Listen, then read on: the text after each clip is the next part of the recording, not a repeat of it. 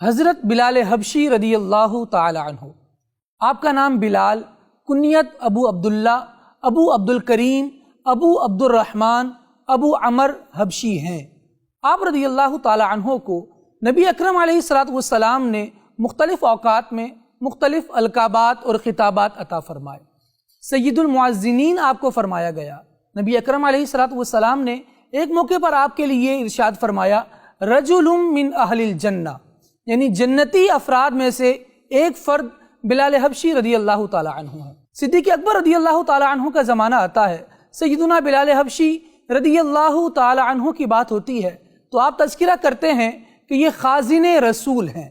سیدنا فاروق اعظم رضی اللہ تعالی عنہ ان کو یاد کرتے تو ان کا نام لیتے حسنۃ من حسنات ابی بکر، یہ حضرت ابو بکر رضی اللہ تعالی عنہ کی نیکیوں میں سے ایک نیکی ہیں۔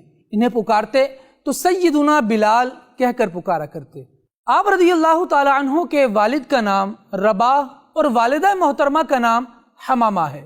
آپ رضی اللہ تعالی عنہ سابق الاسلام ہیں، یعنی ان افراد میں سے ہیں کہ جنہوں نے ابتدائے اسلام میں ہی ایمان قبول کر لیا۔ قرآن کریم میں آپ کی شان میں یہ آیت کریمہ نازل ہوئی۔ رب العالمین نے ارشاد فرمایا، وَلَا تَطْرُدِ الَّذِينَ يَدْعُونَ رَبَّهُمْ بِالْغَدَاةِ وَالْعَشِيِّ يُرِيدُونَ وَجْهَهُ، اور انہیں اپنے آپ سے دور نہ کیجئے کہ جو اللہ کی رضا چاہتے ہوئے صبح و شام اسے پکارتے ہیں۔ نبی اکرم علیہ السلام نے حضرت بلال حبشی رضی اللہ تعالی عنہ کی طرف اشارہ کر کے ارشاد فرمایا کہ بلال حبشی رضی اللہ تعالی عنہ جنتی اونٹنی پر سوار ہو کر آذان کہیں گے، اور جب اشہد ان محمد رسول اللہ اذان کے ان کلمات تک پہنچیں گے تو تمام انبیاء اور ان کے امتی انہیں دیکھ رہے ہوں گے۔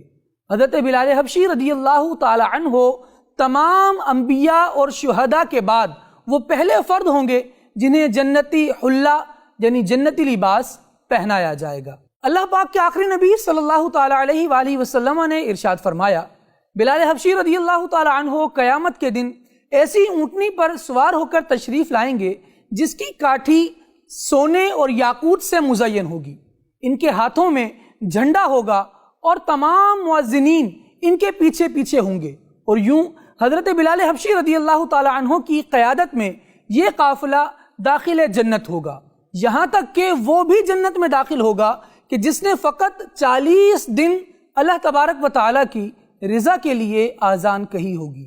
آپ رضی اللہ تعالی عنہ کی وفات سن 20 ہجری میں ہوئی، اور آپ رضی اللہ تعالی عنہ کا مزار ملک شام میں مرجع خلائق ہے۔ اللہ تبارک و تعالی حضرت بلال حبشی رضی اللہ تعالی عنہ کے صدقے ہمیں بھی عشق رسول کی خیرات عطا فرمائے، اور ان کے عشق رسول کا فیضان دنیا اور آخرت میں ہمیں عطا فرمائے۔